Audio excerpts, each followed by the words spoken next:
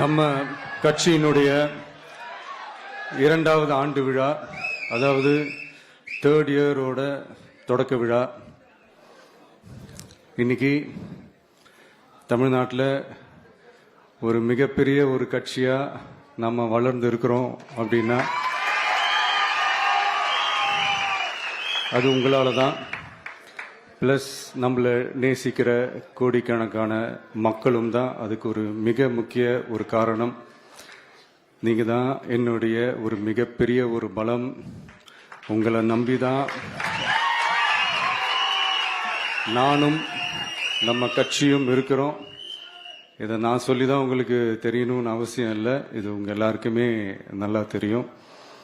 அதனால இன்னைக்கு உங்க எல்லாருக்கும்